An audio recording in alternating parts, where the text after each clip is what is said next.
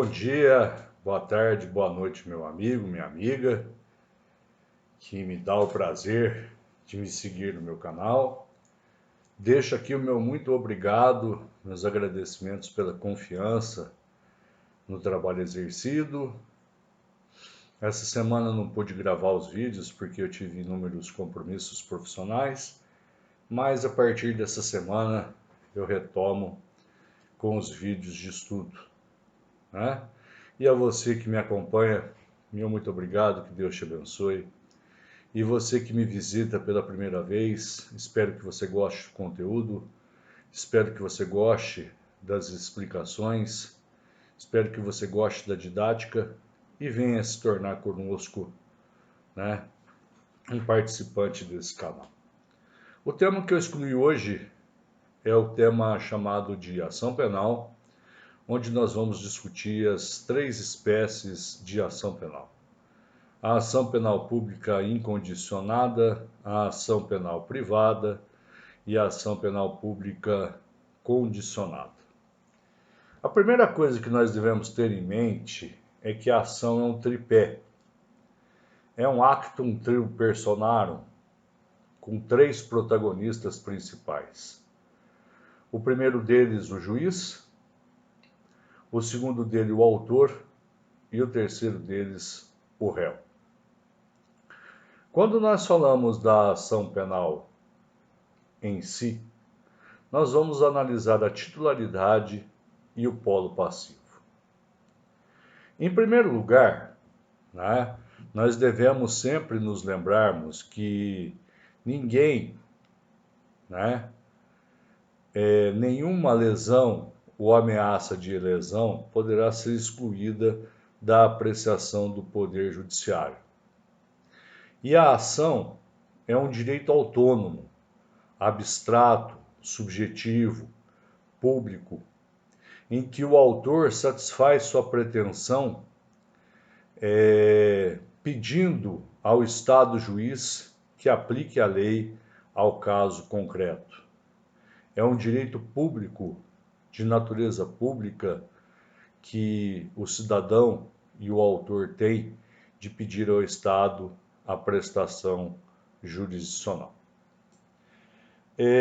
Para facilitar o estudo de vocês, eu sempre estudo e sempre explico para os meus alunos que nós temos que estudar com o código, nós temos que estudar com o dicionário, nós temos que estudar com o papel, fazer as anotações, né, para que o nosso estudo seja e tenha bons frutos.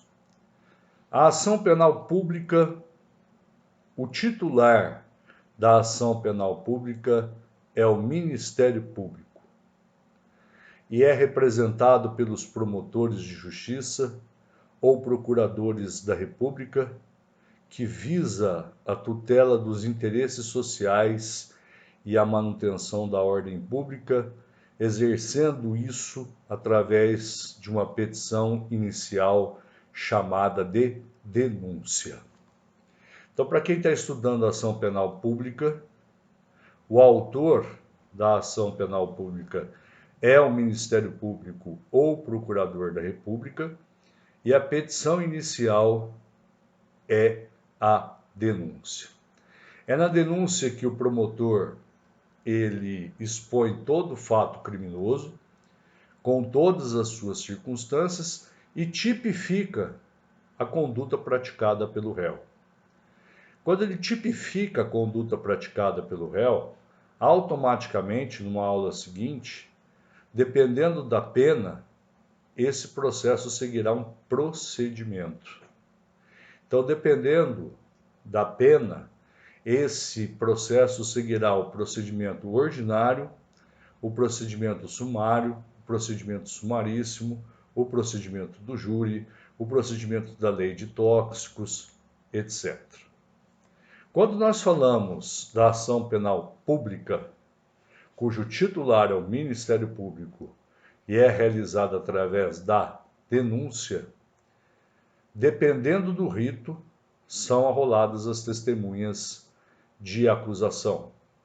8 testemunhas no rito ordinário, 5 testemunhas no rito sumário, 3 nos juizados especiais cíveis e criminais, 8 na primeira fase do júri e 5 na segunda fase do júri.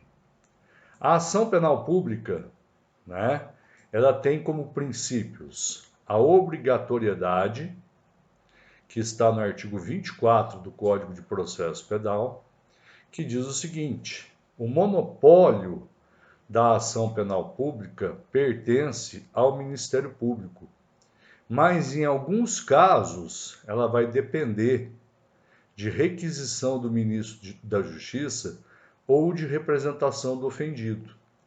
E aqui surge uma subespécie da ação penal pública, que é a ação penal pública condicionada. Tá? Então, a ação penal pública, ela vai se dividir no primeiro momento em ação penal pública incondicionada e num segundo caso, numa ação penal pública condicionada, quando exige, por exemplo, a representação do ofendido ou a requisição do ministro da Justiça. Temos como princípio da ação penal pública a indisponibilidade, ou seja, o Ministério Público não pode desistir da ação penal, né? Da mesma forma que o delegado de polícia não pode arquivar os autos de inquérito policial. A ação penal pública também é oficial. Ela só pode ser exercida por órgãos públicos, isto é, a autoridade policial no inquérito e o Ministério Público na ação penal pública. Ela tem também o princípio da oficiosidade. É necessário que haja autorização ou provocação para a atuação oficial, e o Ministério Público somente pode agir de acordo com essa situação.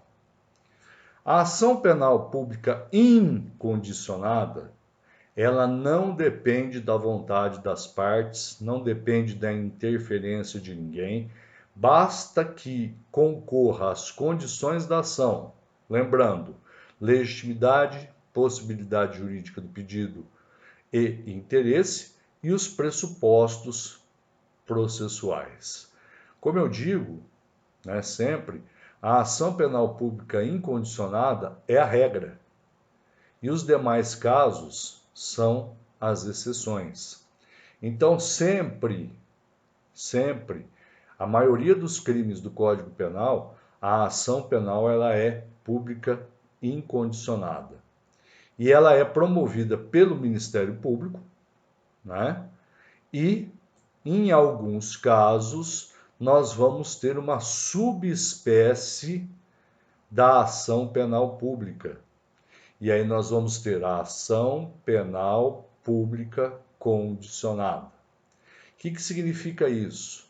O Ministério Público é o titular da ação penal, porém, ele somente vai poder agir se houver a representação do ofendido ou se houver a requisição do ministro da Justiça.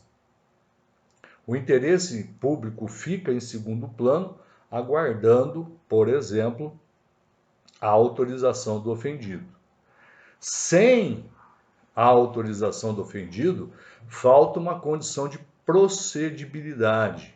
E aí a ação penal pública condicionada não pode, evidentemente, prosseguir. Lembrem-se que com o pacote anticrimes, no artigo 171, né, foi colocada a questão que nos crimes de estelionato é necessário que haja representação. Ou seja, nos crimes, né, que nós temos aqui de estelionato, etc., estes crimes, segundo você vê, a partir do artigo 171, somente se procedem mediante representação. Ou seja, criou-se uma figura nos crimes de estelionato da representação. Quais são os requisitos para a ação penal pública condicionada? Primeiro, a representação. O que é a representação? É uma espécie de autorização da vítima pelo qual ela, vítima, deseja a instauração da ação, autorizando o Estado a movimentar a máquina judiciária para punir o infrator.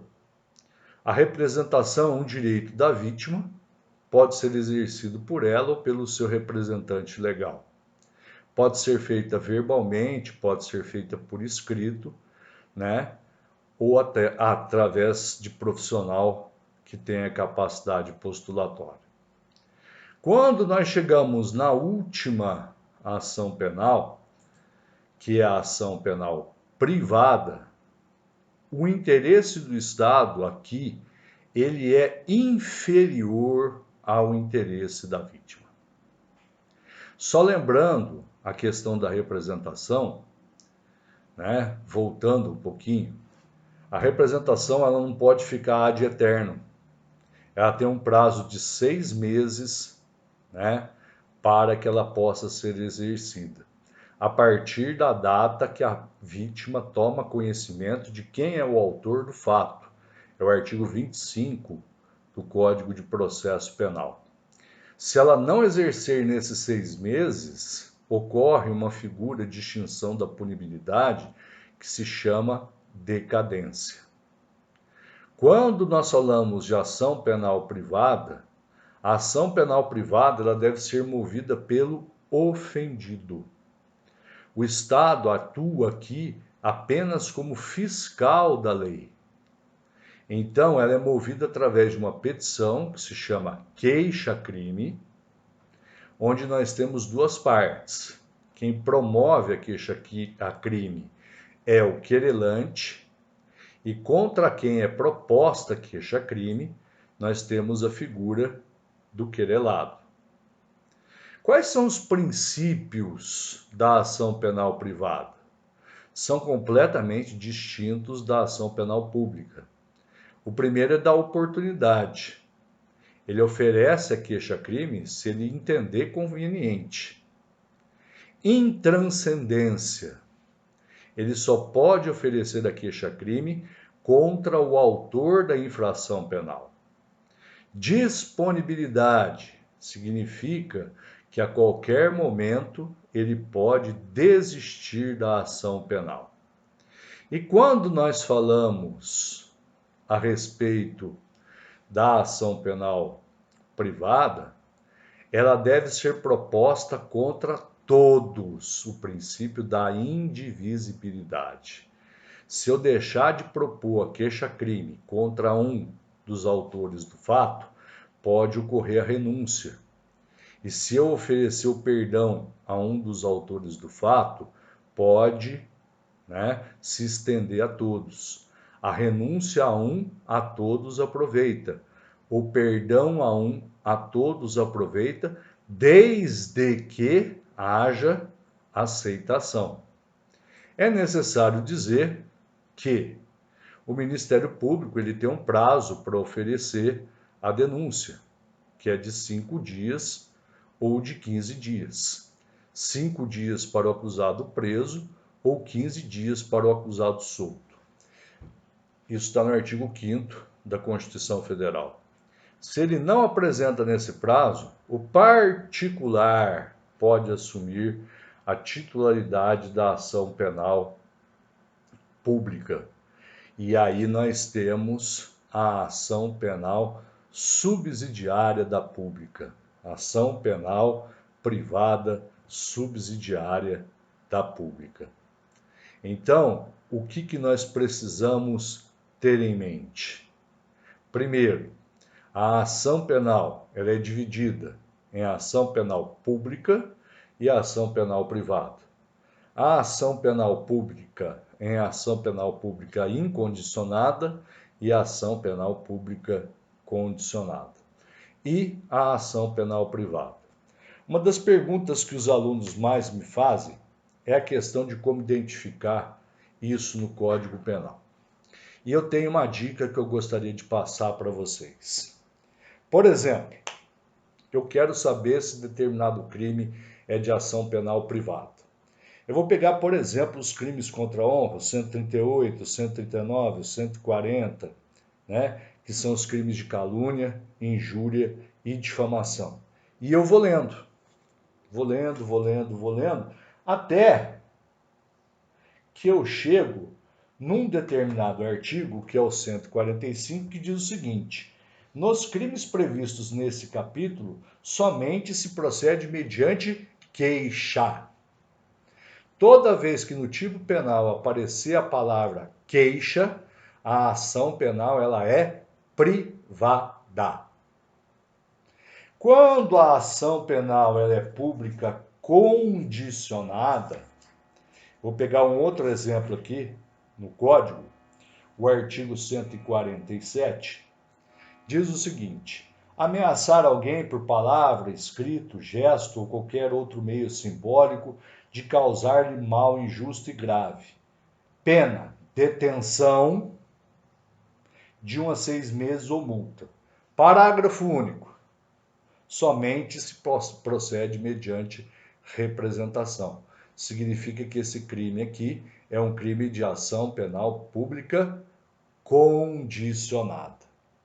Quando não aparecer absolutamente nada,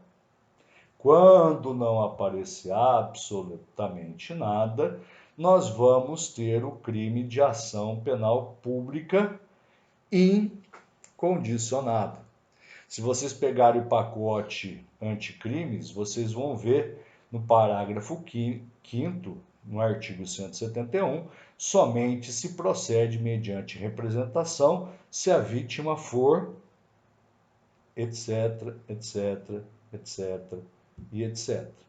Então, quando nós falamos a respeito dos ou das ações penais, uma das coisas que eu mais brigava e que antigamente os crimes contra as mulheres, eles eram de ação penal pública condicionada.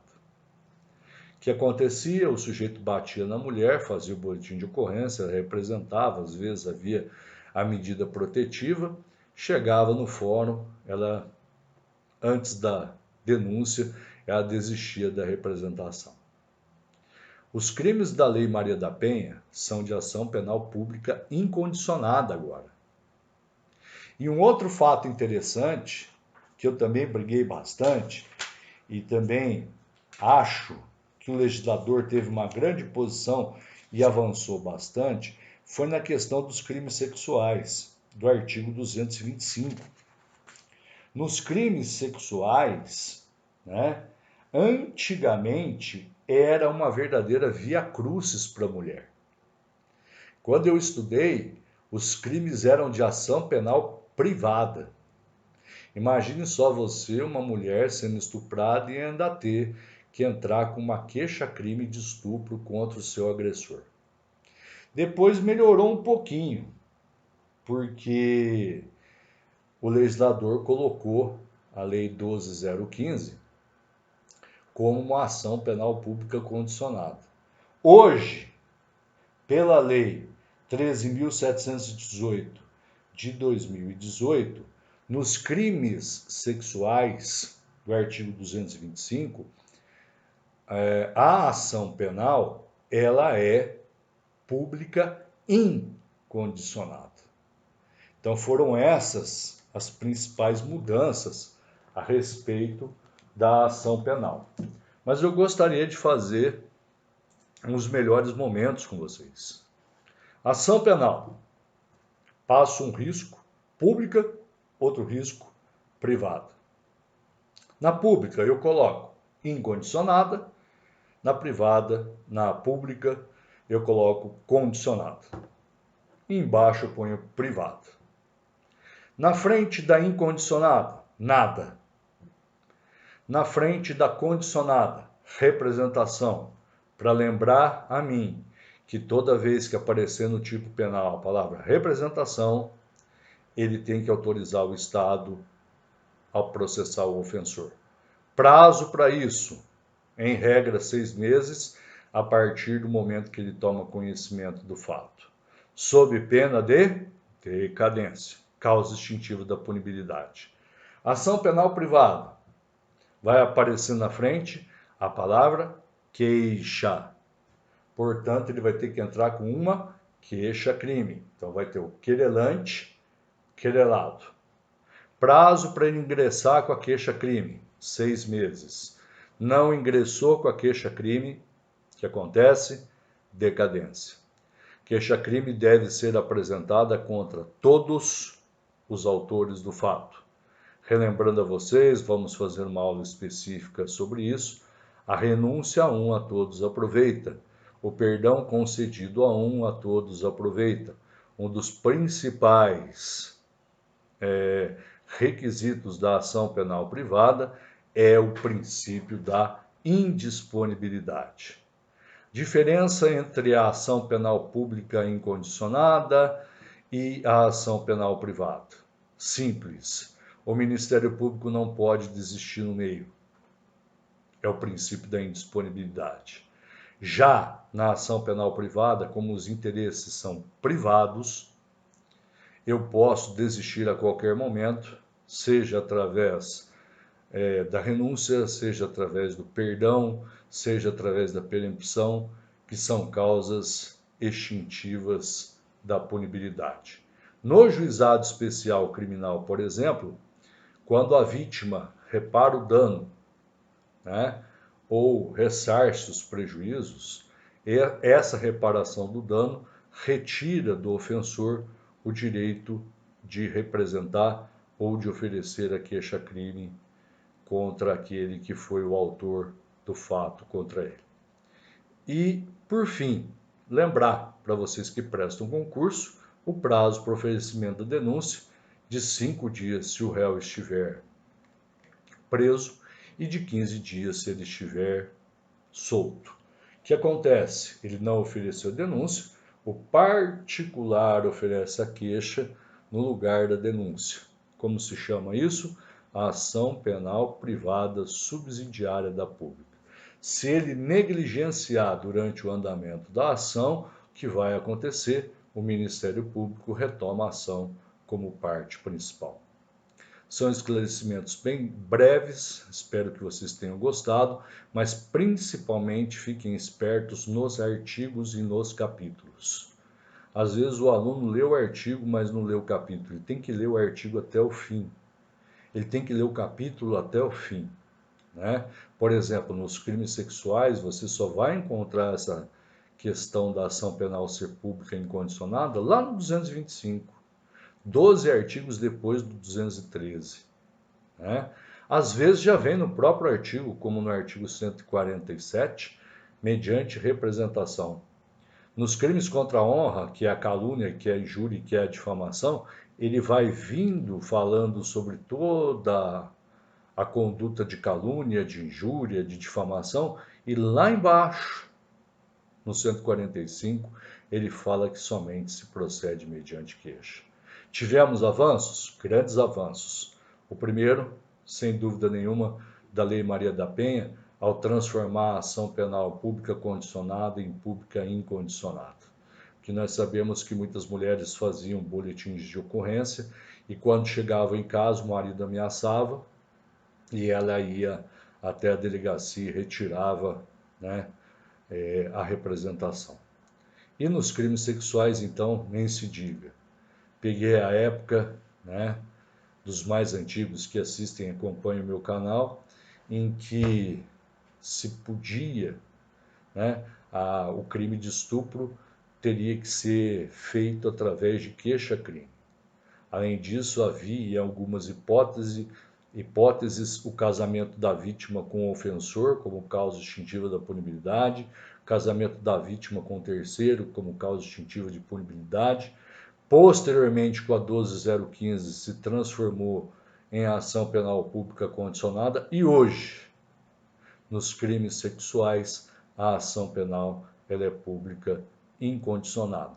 O que eu acredito que particularmente vai diminuir bastante o número de pessoas vítimas de crimes sexuais, porque muitas vezes as mulheres ficavam com medo de denunciar e aí ele se acobertava atrás dessas situações.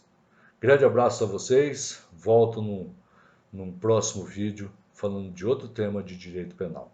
Grande abraço, que Deus abençoe e proteja cada um de vocês. Lembrem-se, vocês são ligados a uma videira. Essa videira é a videira verdadeira, é a videira de Jesus Cristo. Se você puder dar uma olhada na Bíblia, na lição da videira, você vai ver que quando você está em Cristo, ligado em Cristo, tudo aquilo que você pedir a Cristo, Cristo vai lhe conceder. Grande abraço, que Deus te abençoe.